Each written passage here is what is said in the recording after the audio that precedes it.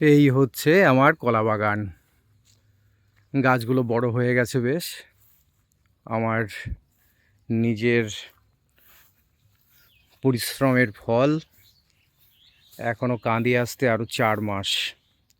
গাছগুলো বেশ বড় হয়েছে, তবে একটা সমস্যা, গাছের গোড়া কিছু ফেটেছে। এই গাছটার গোড়া ফেটেছে, আর গাছের পাতাগুলো একটু শুকনো শুকনো। এগুলো সম্ভবত সেই ধসা রোগ লেগেছে, এগুলোকে ওষুধ দিতে হবে সব। আজকেই সব ব্যবস্থা করা হবে। এই দিকটায় পুরো ওই দূর পর্যন্ত আমার সব গাছ লাগানো। মোটামুটি প্রায় 350 মতন গাছ আছে। গাছগুলো খুব দ্রুত বড় হচ্ছে, বর্ষাটাও গেল তো।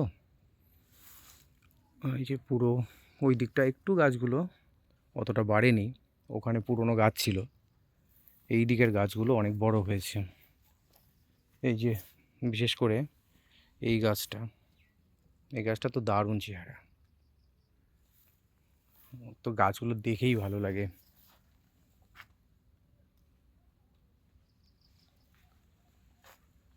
মাঝখান দিয়ে সুন্দর যাওয়ার রাস্তা।